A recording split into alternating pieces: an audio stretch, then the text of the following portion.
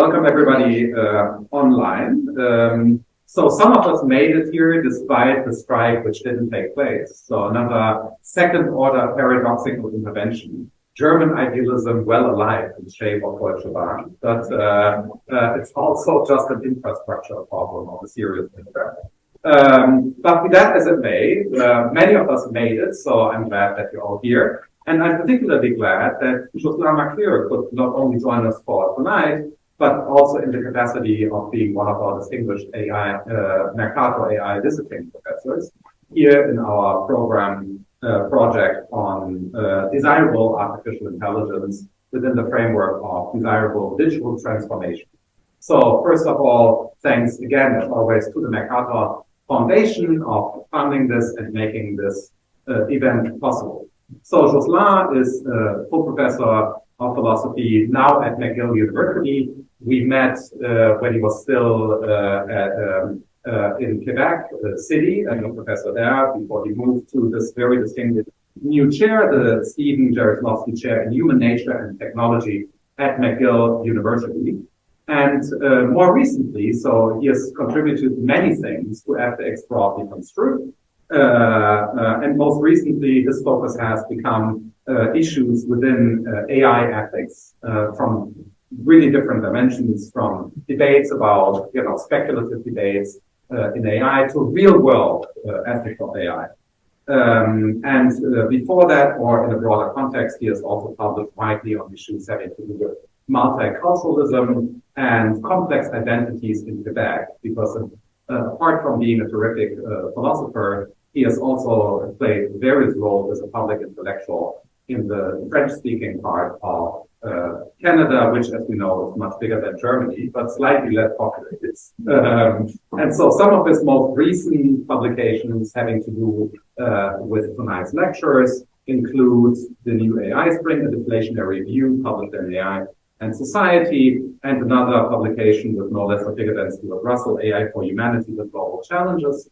And tonight he will give this Mercator lecture within our framework entitled AI Ethics, a Deflationary yet Cautionary View. It's a pleasure to continue our conversation here, which already had many manifestations in New York and Paris, in Montreal, and now in Bonn, and will continue in the fall when I join you as a visiting professor at your chair. So this is just the beginning of another version of a long-standing conversation that has been happening. And most recently, if I may say, I really came to grasp, I was always critical of certain versions of that notion, but in our last conversation in Montreal, the border was just open. I was one of the first planes which could actually land there. We had a long conversation about the ethics of dealing with the pandemic, and Jocelyn was also involved as a member of the Ethics Council of Quebec. And there I began to really truly understand the power of the concept of social freedom. Right? It's a widespread concept in critical theory, but I didn't see that particular shape. I remember in the restaurant where I came to grasp the importance of the point that there's hardly anything that humans like to do alone. Right? So the idea that freedom is social is not the idea that, despite the fact that it's not, you have to end society. The idea is that the shape of freedom is social freedom. And so I came to appreciate the power of that point in that conversation. So let me thank you for that. And now we're looking forward to yet another, hopefully, great set of ideas. So welcome, Jocelyn Maclear.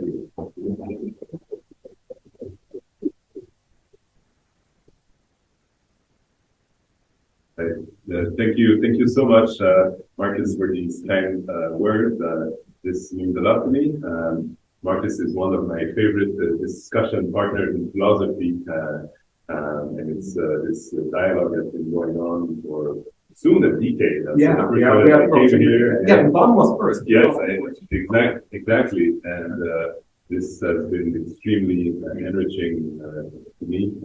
So thank you to everyone in the Bonn Mercator team for making my stays here so productive and stimulating. Thank you, Christian, for everything. It's been extremely rewarding to be here so far, and I'm happy to see some of my students in the MA seminar and some of the colleagues also in the done Cambridge projects, and I'm very looking forward to exchanging with you. Okay, so I took this as a public lecture, right? I think that it should be a public lecture, so I don't want to be too technical and too narrow in my focus, so that regardless of where you're coming from, hopefully you can get something out of this talk.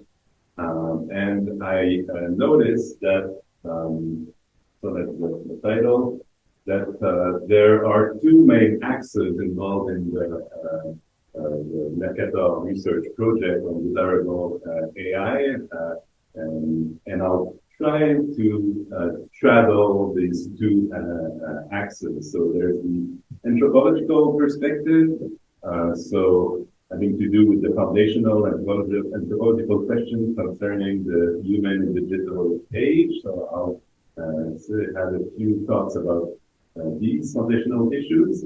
And it's also about what we call the applied ethics of current AI systems, about design practice and policy. And I'll have a few things to say also about these issues, and especially about how foundational questions are connected to our approach to more practical and applied questions and challenges raised by the deployment of AI systems in pretty much all areas of our life, from the most intimate to the most public, right, the democratic sphere.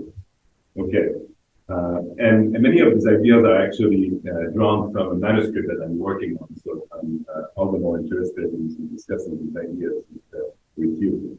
Okay, so I want to defend what I call a deflationary view about AI, but also a cautionary view. So it will be some form of balancing act.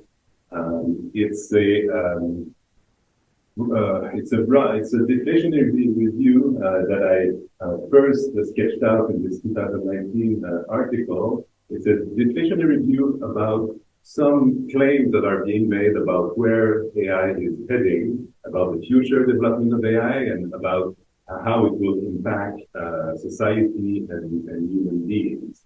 So they call it grand claims made about how AI will develop. And so it's about strong AI. And when I talk about strong AI, it's for those of you who know John Searle's famous paper on the Chinese dream thought experiment, he talks about strong AI, and he's skeptical about strong AI, but my notion is a bit broader than this. So for him, strong AI is an AI capable of thinking, of having what we call thought, for human beings, of understanding the data or information that the AI process.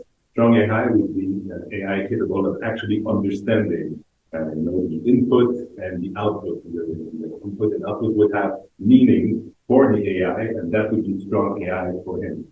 So I include that. So that means that the AI will be somehow conscious, capable of understanding, real understanding. But I also include what is called in the field AGI, artificial general intelligence, and even super intelligence. So AGI is when most top AI researchers think that at some point we will reach AGI. So it forms a system of AI which would have a general intelligence that is capable of performing very different cognitive tasks, of a very different nature. So that they will be able to reason logically, that they will be able to, they would have sense perception, so they may be able to process, data coming from the environment, capable of what we call emotional intelligence, right? Understanding the emotions felt by the other agents that they're interacting with. So, and capable of playing games, of driving cars, of, being used in the workplace, and composing poems. That's real AGI. Okay? So most of the researchers in the field think that this will be achieved at some point, and they disagree about is it soon or rather later. And some even think that at some point we will be super intelligence, so beyond the kind of general intelligence that we have as humans. Okay, so I'll talk about that. So strong AI is about these two set of claims, and I'm a deflationist about these two claims. Okay, so about what I call strong AI. Okay. That said, I think that we still need to, broach these claims with an open mind, because they're very, very serious claims that if it turns out that they become true, that would create very, very important problems and risks and dilemmas for us. I'll go back to that. So we need to still, deal with them with an open mind. And that's a view that I've been, I turned my attention to AI in like 2016. I was appointed as the president of the Ethics and Science and Technology Commission in Quebec in 2017. And the year before, I kind of, tried to dive deeply in AI. And so I came to these views quite quickly. Since then, around these years, 2019, there were books published, let's say, Gary Marcus and Ernest Davis' book on rebooting AI. So that was published before I read that book. It was a couple of years before the stochastic parrot paper by Bender, Devereux, and Mitchell, who also arrived at similar conclusions and mine from a different perspective. So it's not exactly a marginal view, but it's not the dominant one in the field. Okay, but it's also a cautionary view, but it's a cautionary view about the risks and dilemmas created by actually existing AI systems, right? We use AI systems, as I said, pretty much in all areas of human life now, and they create very different kinds of risks, and these risks are dealt with in what we now call AI ethics, right? That new field. It's not exactly a new field, but there's kind of a rebirth with the renaissance of artificial intelligence, with machine learning and big data and so on. So these are very, very real problems. I won't review them. You know them. There are the problems that different organizations and countries are trying to address by drafting ethical charters or codes of ethics, declarations. I was involved in some of these initiatives and so on. So these are all very real problems. I'll talk about some of them, but that's not the talk today. That's going to be for another talk. But these we need to take very seriously. We need to come up with, wise ways to deal with that. Okay, so I'm not a deflationist about these kinds of ethical problems. Okay, so I'm sure that you heard about this letter that was published maybe now 3 or 4 weeks ago. When I saw it, I was quite skeptical because it came from the Future of Life Institute, right? So that's the hotbed of inflationary thinking, basically, people like Nick Bostrom and so on, who worry about the existential risk that is inherent in developing AI.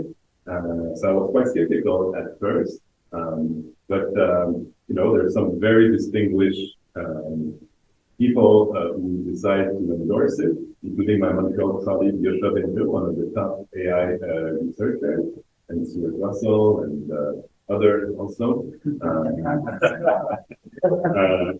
that I won't mention, and some more obscure scholars also signed the letter. So I decided to sign the letter. And I'll explain to you why, because that letter was hotly contested, especially by people who are kind of deflationists like me. But I'll try to explain to you why I signed it. So this is how it starts. That letter, AI systems with human competitive intelligence can pose profound risks to society and humanity, as stated in the widely endorsed law AI principle. That's kind of the first declaration, ethical declaration that was drafted. Advanced AI could represent a profound change in the history of life on Earth and should be planned for and managed with commensurate care and resources. Unfortunately, this level of planning and management is not happening, even though recent months I've seen AI labs locked in and out of control ways to develop and deploy ever more powerful digital minds. Like, I wouldn't call them digital minds, but it's true that we're seeing this out of control race between the big labs now. And minds that not even their creators can understand, predict, and reliably control. So that's true. I think that the end is true. Okay, so that's why I hesitated about signing the letter. Contemporary AI systems are now becoming human. Okay, yeah. So a general task, and we must ask ourselves: should we let machines flood our information channels with propaganda and untruth? Okay, so great question. We shouldn't, right? But there's a risk that will happen with generative AI. They will start saying that there's a real risk that they will contribute to our current epistemic crisis. Should we automate away all the jobs, including the fulfilling ones? This won't happen. I'll try to show why. That's inflation.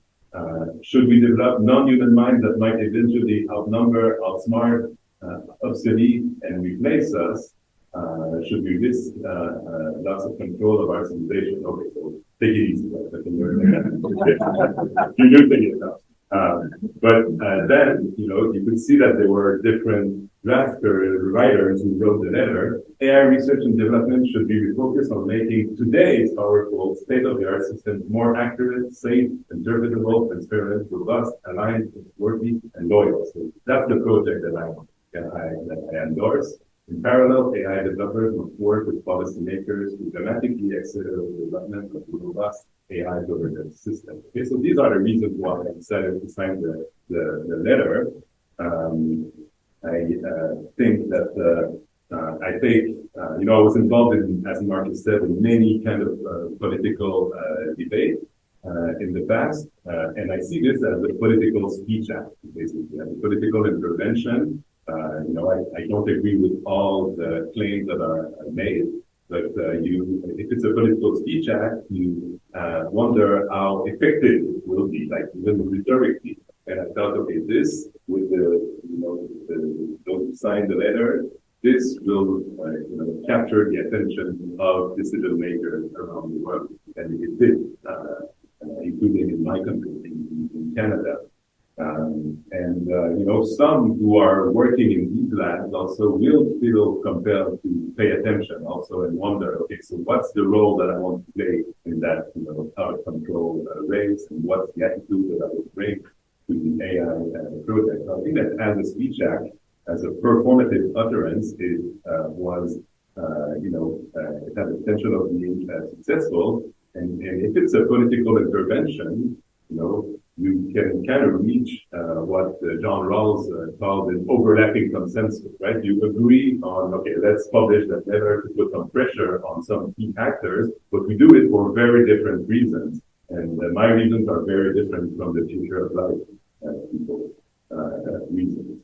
So that's why. But you see the two strands are there, the deflationary and a more perspective focused on the risk that comes with current AI system.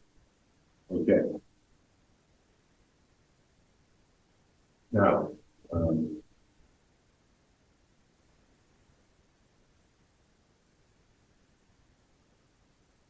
so to go back to strong AI, so there are two questions that need to be distinguished here. There's a question about relating to the cognitive capacities of powerful AI systems, so their intelligence, and the question of whether or not they feel anything from the inside, right? That the consciousness or the sentience question. These are two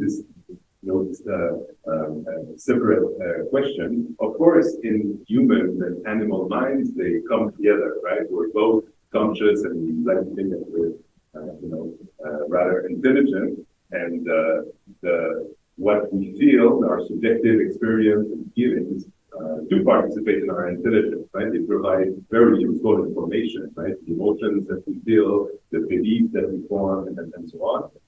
So for us, they come together, but we can disentangle them, and you could think about an artificial agent being very cognitively competent, being capable of performing specific cognitive tasks at a very high level without feeling anything from the inside, right? It wouldn't feel anything like being that robot. Doesn't feel anything. It doesn't have moods, and it doesn't form like reflective beliefs. Oh, am I doing this right now? No, these kind of conscious thought and experience will never show up. So in the literature now, they're called AI zombies, right? Nothing is going on from the inside, but when you look at their behavior, they are extremely cognitively advanced, right? So that's a possible world where you have AI zombies. So you have to figure out what should we think about the cognitive claims, the claims about cognitive development, and the claims about actually acquiring consciousness and subjective feeling. Okay? So these are the two claims that need to be distinguished. And of course, an organism can be conscious without being very intelligent, right? There are some species of animal or insect that may be conscious, but they can do very little cognitively speaking. Okay, so in the literature, you find some authors who make that distinction, and some are very focused on AGI and even what they call super intelligence. So that would be like Bostrom and Russell. They think that, AI might become extremely cognitively powerful without ever becoming conscious.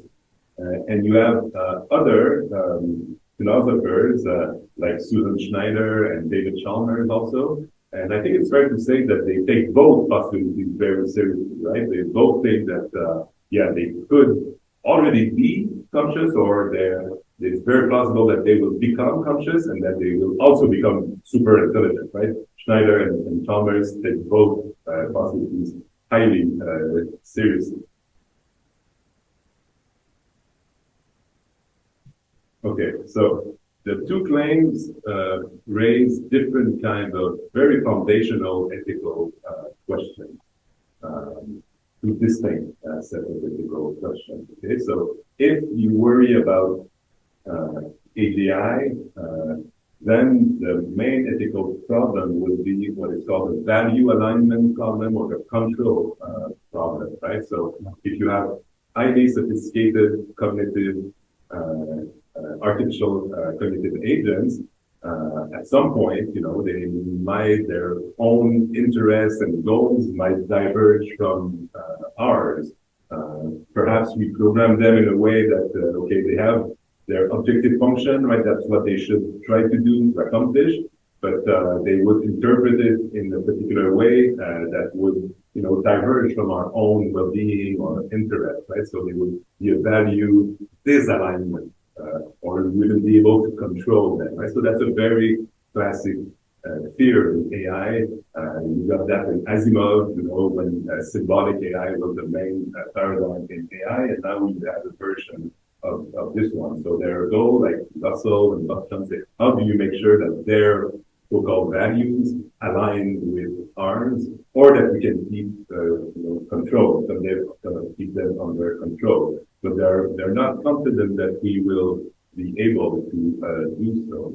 And this raises what they call an existential risk for humanity, right? So if you take that seriously, the stakes are tremendously high, right? There's nothing that we should care more about, basically, because this is even worse for them than the peril of climate change.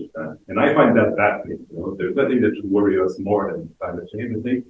But for them, that's a truly existential risk. It could lead to human extinction. Future people could not, be born and so on. So that's what we should think about. That we should throw all the resources that we can at this very long-term problem. So it makes sense, right? From their perspective, it raises such an existential risk. Okay. Now, if we worry more or also about AI being or becoming conscious, that raises a different kind of ethical question, which is also extremely important and fundamental, right? It's the question of their moral status, right? The moral status. So should we, include them in the moral circle? Should we extend moral consideration to them? Should we see them as having some form of intrinsic dignity and interest that we should respect, right? So that's granting them, that would be granting them a moral status, because that's what we should do, morally speaking, with sentient beings or entities, right? So sentience is that capacity to feel and to feel pain and pleasure, and perhaps more elaborate feelings as well. And if you can suffer, if you can have desires, hopes, and so on, well, you deserve moral consideration, right? And very often we excluded entities from the realm of moral consideration of the past, and we see that as moral error, right, of our ancestors. And we, of course, those who take that possibility very seriously say, well, let's just try to learn from history for once and not do the same moral error once again. And perhaps let's grant them with moral status right away, even if we're uncertain whether, they feels like anything to be there, right? After all, we don't have access to their internal states, like we see the code and so on, but who knows if it feels something. And given all that we don't know about how consciousness emerges, in humans and other animals, let's be prudent and think about how we want to relate to them morally. Okay? So that's what I say also, right? We could be doing once again terrible injustice toward a class of entities. And so some philosophers have been encouraging us to perhaps treat AI as we treat animals, right? So it's not, you're going to tell me that, well, we're not so good with animals, and I would agree with that, but at least they have some form of legal rights, right? So you cannot voluntarily make an animal suffer, and there are different laws and so on, and there's still lots of progress, right, required, but they have some moral and legal status, and some say that perhaps we should do that with AI as well. Okay, so I won't say much about consciousness here, but my view on this issue is sometimes we call it, we associate it with a form of biological naturalism, but so I'll just give you the short story and we can talk about it if you want. But so that would be the view that consciousness is an evolved faculty of living organisms, of some living organisms, some living organisms who try to survive and thrive in the world. And biological naturalism, so it doesn't evoke any mysterious properties like the soul or anything immaterial, but it associates consciousness with that, evolved faculty of organisms that are actually alive and try to maintain themselves in time, using the resources available in their environment. So that view thinks that there's no good reason to think that consciousness or sentience is likely to emerge in non-organic artifacts, right? That we have no good reason to think that that would be the case. We have no access to no examples of non-living, organisms or entities that are not alive but conscious. It's an unlikely, possibility. So if we agree with that view, then it's reasonable to come to the conclusion that AI systems can be treated as other artifacts, basically, as the other objects that we create, and they fulfill different roles, but they are nothing else than artifacts. So that's the view, and I'm aware that given what is called the hard problem of consciousness, perhaps some would say, well, that's not prudent because we don't know, again, what are the necessary or sufficient conditions for the emergence of consciousness. So we can talk about that, but that's how I deal with that a very important ethical issue, the question of their moral status. Okay, I think that AGI is is less unlikely, less implausible than artificial consciousness. Okay, I'm still a deflationist, but I think that it's not as far-fetched as this idea that AI could become conscious. Okay, so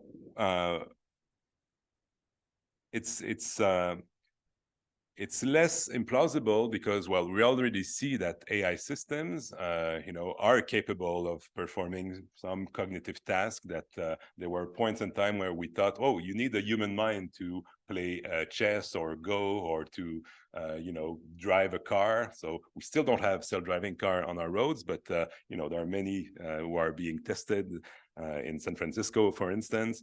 So there are progress are being made, but I'm still quite skeptical, even if I think that it cannot just be discarded. I think that but I'm still skeptical that we will reach AGI because animal intelligence is a highly multifaceted, multidimensional phenomenon, and my main argument is that I simply don't see a path, from where we are now with the most advanced AI systems to multi-dimensional intelligence, right? So I mentioned we can do very many different kind of things, including sensory motor skills. It's very impressive. Let's say Roger Federer, will behave on the court, or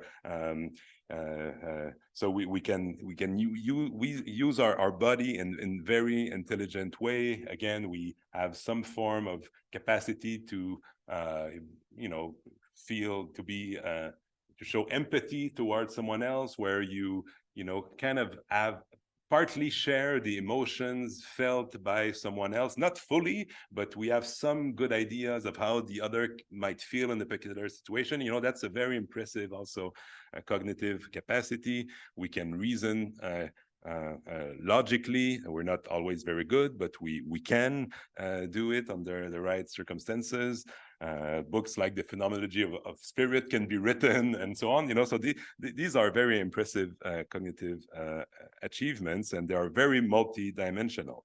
Okay, so the thing is that even our best AI systems now are, we could describe them as being massively inductive.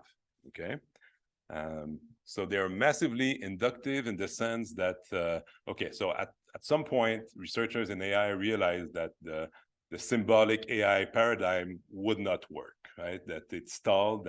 So the idea there was to make computer programs reason logically, right? And you would have to, the coding involve writing the right sequence of rules that would need to be applied by a particular program. And that didn't work because you can never write all the rules that would need to be applied in every possible circumstances that the AI program would face. That's just impossible to write them a priori. So these programs became incredibly complex and clunky and so on. So that stalled that project. There were some successes, but that project stalled, and some researchers, and very early on, thought, well, that's not how the human minds learn, and that's not how it thinks, and let's try to make AI algorithms, let's try to make them, more similar to how the human brains work, and we want the AI to learn actually from the data without having to encode all the rules that needed to be applied. Okay, so that's the move toward what we now call machine learning, including deep learning, or we call them also artificial neural networks, right? Trying to find some inspiration in how the like biological neural networks work.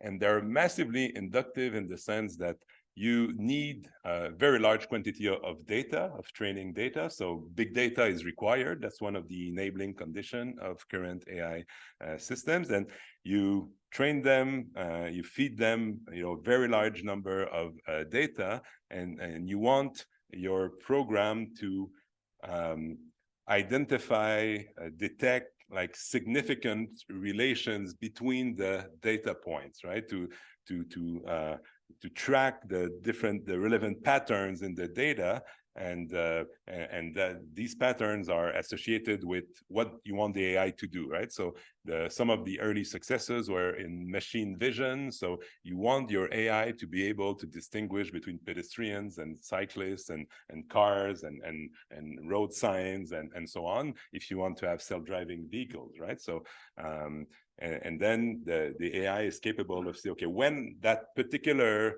wide correlation in the data is present, that means that there's a pedestrian, in the middle of a street, basically. But it learns, from the data. So that's why I say that's massively inductive. You have all these token, and then you generalize on that basis, and it's also correlationist in a way, right? It's all about the relation between all the data that are being correlated. So again, when there's a particular pattern, that means that there's say a dog, in that picture. So that's what I mean. So if you understand very basically, so that it's in a massively inductive approach, that it's about wide correlations in the data set, you can already deduce that it will have problems with rarer cases, occurrences, all the data points that fall, outside the probability distribution, right? That if you draw a curve, a line in the data set, you'll have data points that are farther from your curve, and it will have trouble processing accurately these data points, right? It's normal if it's inductive and correlationist, right? It cannot do otherwise. So we have very powerful AI systems that do not deal well with kind of rarer situations or data points, data that are too far from the curve. Thing is, we want to deploy these AI, or they want to deploy these AI systems in the real world, right? In our roads and in the classroom, in the hospital, and so on. The thing is that human life is replete with unusual events, situations that we couldn't really predict. There are many surprises, and that's part of human life. So if we gonna give to the AI, important, tasks, you have to make sure that it can deal with novelty, and it can't, basically, not from that paradigm. But humans can do it because we're practical reasoners, among other things. And so practical reason in general has to do with how we should act, right? What we should do, what should we decide, should we judge, what's valuable, what's not, what's good for us, or what's good for others, or for society. It's about acting and judging, practical reason. And we're practical reasoners. We're quite fallible when we reason practically, but we still have that faculty. And what practical reason does, and I'm just channeling Aristotle, basically, is to connect the universal and the particular. That's why we need practical reason, right? So we have general abstract principles that we things that are important, or values. We have rules, general rules, including laws, for instance, but we have to apply them in concrete, specific situations, and it's very often unclear, right, how we should apply a particular abstract principle or rule to a particular situation, which is somewhat unique. And Aristotle said that, well, we need also that, phronesis, right? That capacity for wise, prudent, practical reasoning, where you kind of understand what's the spirit of the rule and you apply it, but sometimes you might want to make exceptions or exemptions and so on. So it's a situated practical judgment, and we can do that, right? But we're fallible. Sometimes, again, we get it wrong.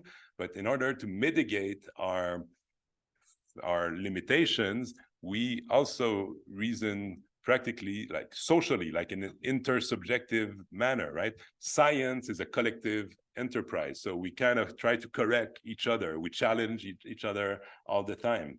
The judiciary, right, has a crucial role in liberal democracies, and it's intersubjective, right? You have the two parties making their case, and in the first, for the trial judge, you just have one judge, but if you have the right to appeal, and then you go to a bench of 3 judges who will have to exchange reason, to perform reason giving with each others, and this mitigate, reduce the risk that we are getting it wrong. But we still sometimes do. We're still fallible at the end of the day, but we find ways to mitigate these shortcomings.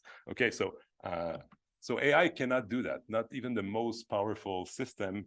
There's no way to do that now. And I simply don't see, to go back to my point, what's the path? How they think that we will reach AGI, but as a rationalist philosophers, Deus ex machina should not come in the reasoning, right? Divine intervention should not be factored in what you predict, is going to happen. And I don't think that just scaling up, some AI researchers, that's what they're doing now. So more data, more computational power, and deeper neural network, more parameters, and that will do it. I don't think that it will, for the reasons that I've told you. But you see, there's a value in philosophy, So I think that philosophers, we need to work hard to understand the technology, but the limit of, inductive reasoning, it's very straightforward, right? Okay, so I don't see the path. Keep in mind that symbolic, the past dominant paradigm also failed, right? It stalled. And now the new paradigm, I don't see how we're going to get to AGI. Some are saying, oh yeah, but we need a hybrid approach. Okay, so build it, do it. And the burden of proof is on your shoulder. And if you find ways to amalgamate different systems, well, let's keep an open mind and see how it goes. But it looks like very, very difficult to combine these models. And still, there are things that would still be missing, right? What comes from, Mina talked about our embodiment earlier in the previous talk, what comes from the fact that we're embodied creatures acting, in a life world, in an environment. I don't see how we emulate or reproduce that in artificial agents. Anyhow, okay, so perhaps a hybrid approach would do, but let's see how it goes. Okay, now at that point, let me see, what time is it? Okay, right.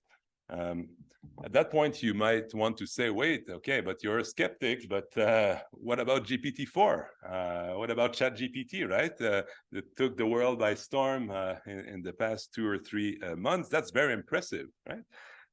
They seem to be extremely good at natural language processing, right? They're very good with language, and you have other so-called generative AI capable of generating, visual content as well.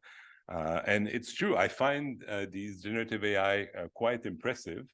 They show real advances in AI research, in particular for these large language models. What is called the transformer architecture is quite impressive, right? Large language models are next word predictor, right? You prompt them and they predict the word that should follow from what you said. But the transformer architecture, that the strength, if I got that right, is that they allow for a very good contextualization, of the words that are in the prompt, right? So it's not just, okay, what's the last word of your prompt, and I predict on the basis of the last word, right? Because that's not, that will not yield the right answers, but it really it's able to connect the words to all the other words, basically, and it's able to contextualize the words in a very impressive way, and that's one of the reasons why the answers are quite good. But that said, it remains a deep neural network, right? So it has the same basic limitations. And the reason why it produces such fluent and syntactically good answers is that there's a kind of an other layer in their training, and that's what is called reinforcement learning from human feedback. Okay, so note that human feedback was required, and human feedbacks, it's okay. So the large language models, produce an output, and you have human evaluators ranking or giving thumbs up or down to the answers, and it learns from that. So it avoids those who get negative reaction, and it favors those who get positive reaction, right? So that's how it got so good. Because it learned from human judgment. So human judgment and expertise was required. And that's why it's so polished. It's so syntactically good. And I suspect also that there are some hand-coded like filters that were added, because it will never say anything racist or misogynistic and so on. And I'm not sure that was just learned from human feedback. I think that there are just rules also. Don't go there. I mean, that's why ChatGPT is not like Tay, like Microsoft's Tay, who became a Nazi in less than 48 hours, right? So that's very impressive, but it's the same basic strategy with that other layer, which involves like quite heavy duty engineering, right? It's not like the system is learning by itself. It's not like that at all. Okay, that being said, there are still some very important limitations, and that's why I'm still a deflationist even after ChatGPT.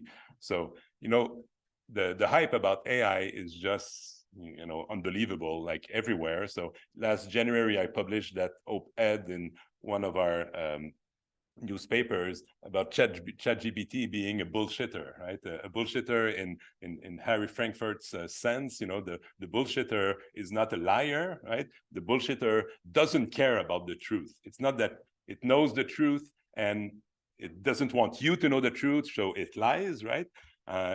The bullshitter doesn't know, what's true or false, really. It just makes stuff up in order to persuade you of something, right? And ChatGPT is a very, very effective bullshitter in that sense. And it confabulates also, right? It really makes stuff up, right? Sometimes it will give you very good answers, accurate, but you never know when, and sometime, but it will always speaks in that same confident and fluent way. And it always asserts, right? It's always assertion. So you ask a question and it will assert that such and such is the case. So that makes it a very powerful tool, because when people assert, you can say, well, probably that agent knows what it's talking about, and you give it more credibility.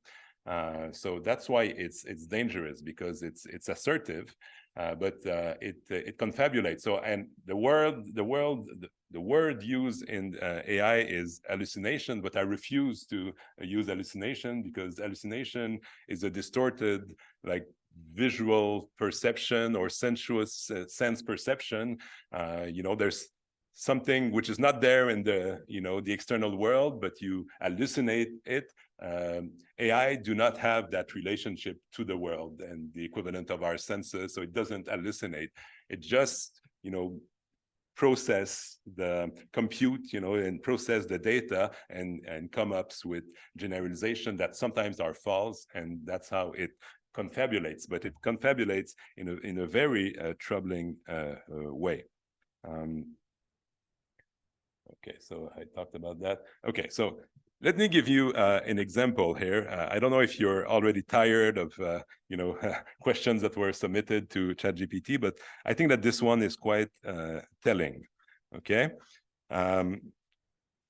so the problem of large language models is that they cannot track the truth. They had no access to the truth, no ways to check if their assertions are true or not. Okay, so I asked a question to ChatGPT about Jean-Jacques Rousseau and how Rousseau, what does he think about the principle of the separation of powers, right? He's a political philosopher, among other things, and he had views about that, okay?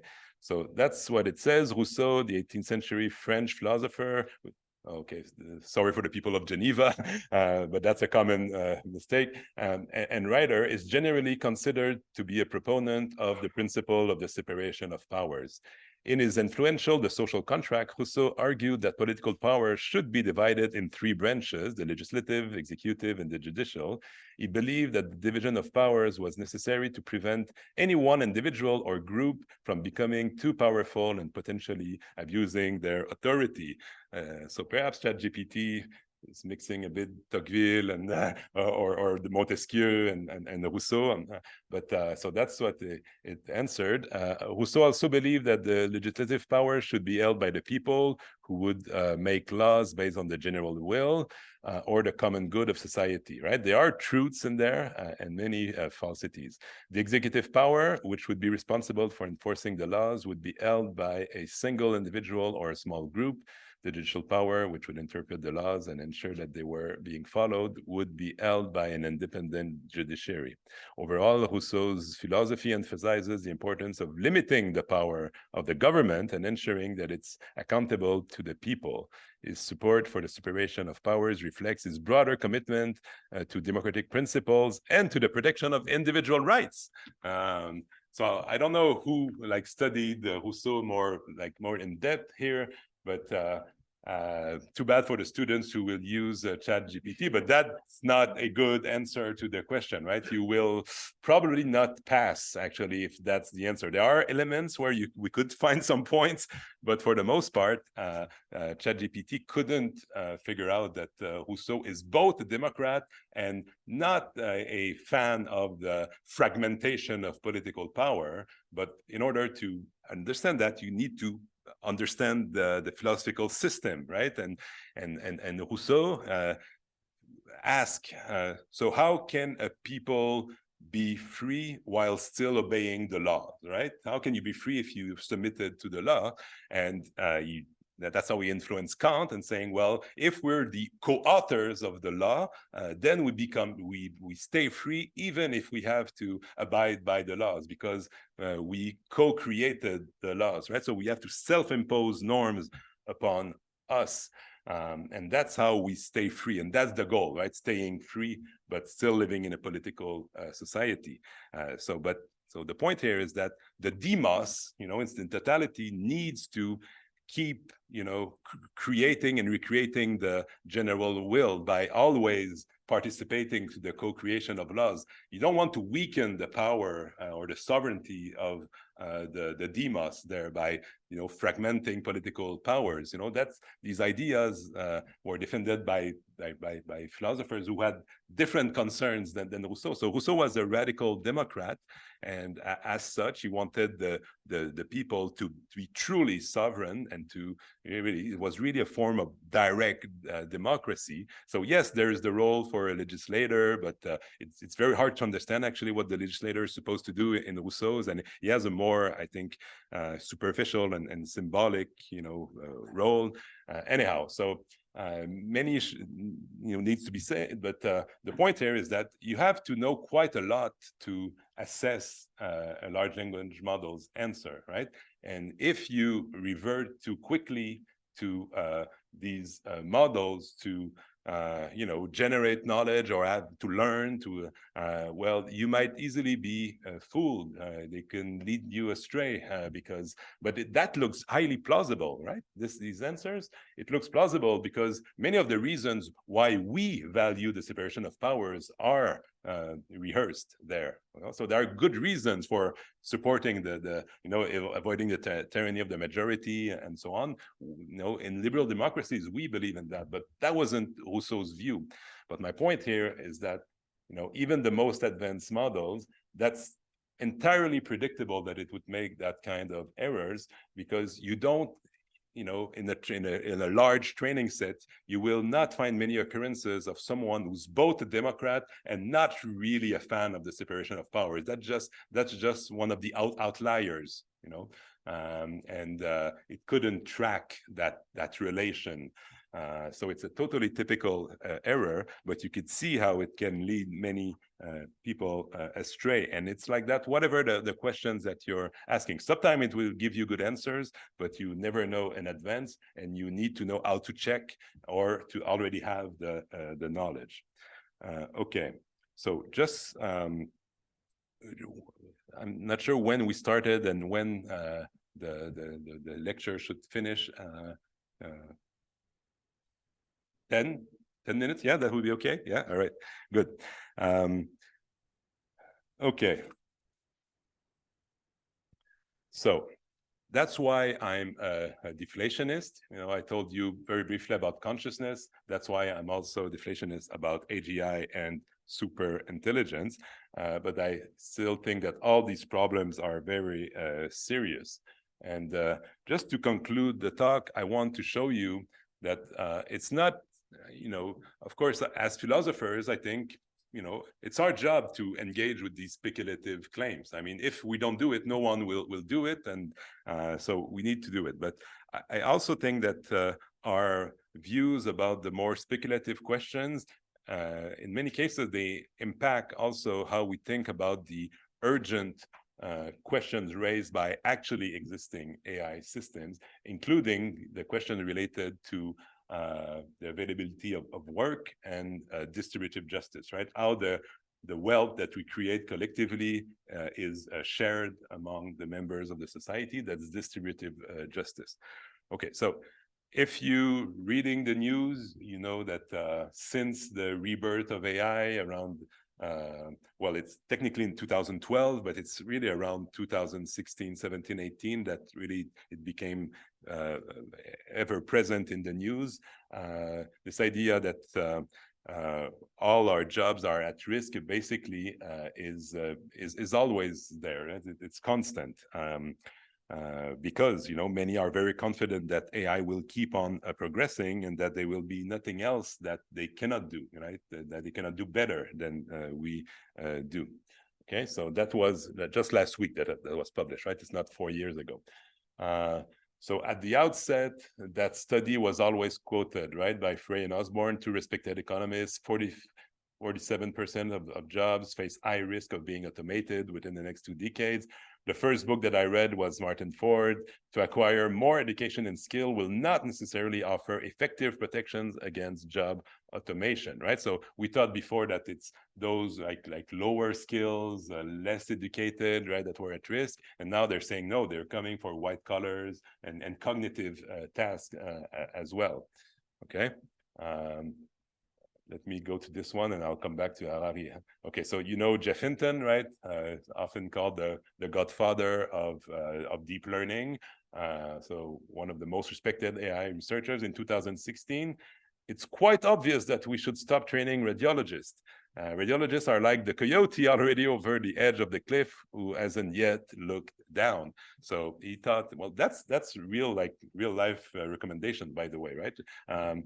So we're in 2023. How do you think that radiologists are faring in today's world? I think that's nothing to worry about for them, right? They're doing quite well. They're not out of employment. It's even hard for them to use AI, but AI could be very useful in that context, because they can spot patterns on scans perhaps earlier than the human eyes can. So that's a possible useful application, but even then it's difficult to build technical health care technologies with AI. It happens, it's starting, but no one lost his or her job now, and we have, if anything, a shortage of radiologists in many countries. Okay, So we still need human expertise. And my favorite, Harari, said, big data algorithms might create digital dictatorships in which all powers is concentrated in the hands of a tiny elite. Well, okay, yeah, that might be true.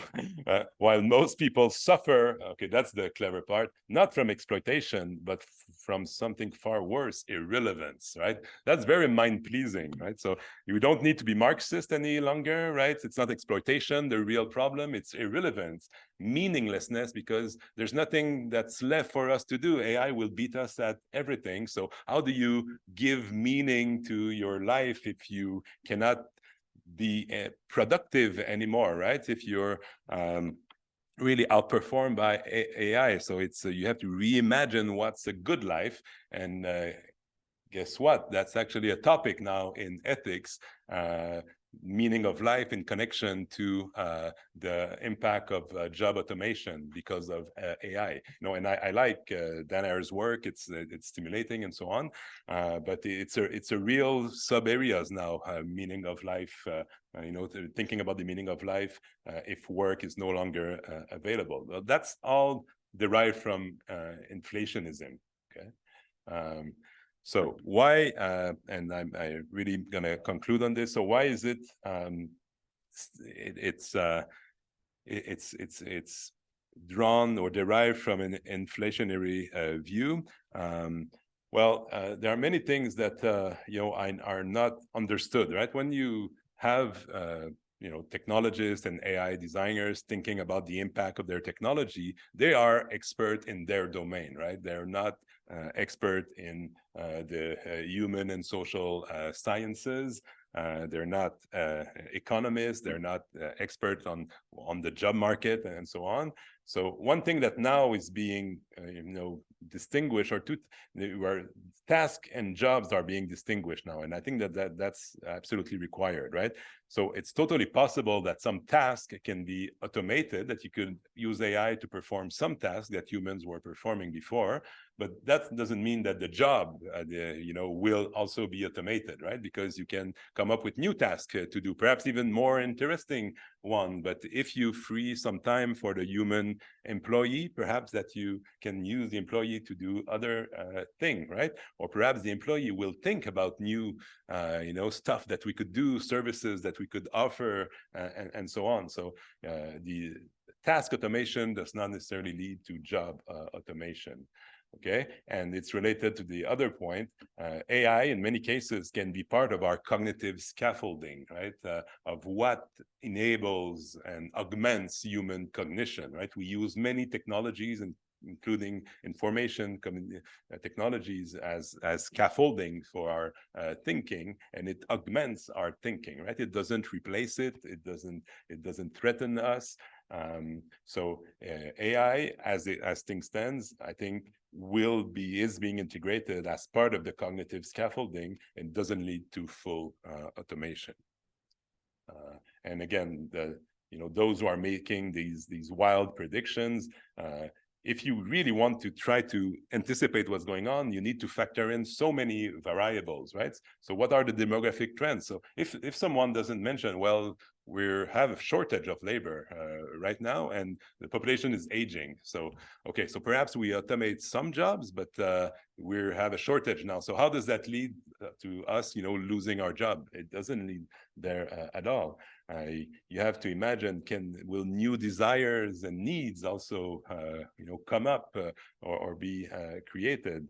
The rebound effect is when you optimize some processes, you make some gain, but then you use these gain and then you grow more, or you augment your productivity, and so on. So if so, you know, you automate some processes, but you use that to you don't fire anyone because you're growing as you automate. So it's there are many complexities that need to factor in. So all these predictions, I wouldn't take them too seriously. But okay, last point, some may be adversely affected, okay? But my best hypothesis is that, you know, so perhaps the coders are actually sawing the branch on which they are sitting right now. But even then, I don't think that, you know, programmers are really threatened. But my best guess is what we'll notice is what I call the exacerbation hypothesis, is that those who are the most vulnerable now in what we used to call the knowledge economy are those who are more, threatened by the incorporation of AI tools in the workplace. And if so, I don't have time to develop on this. When I told you that it leads to different policy recommendations, unfortunately, universal basic income is everyone's favorite policy response to, because they think that even those who are, highly skilled and so on are at risk. So let's give money, to everyone, because everyone is at risk. But if that's not true, then we should rather go back to the theories of justice, which focus on those who are the worst off in a given society. And we have plenty of these theories of justice, and I think that they are a sound guide to what we should do now. So I can elaborate if you want on this. Okay, last thing I'll mention. So I didn't talk much about these problems now, but I'm coming back in June for that wonderful conference organized by some of the colleagues who are here. And then my talk will be exactly on these issues. Okay, thank you so much.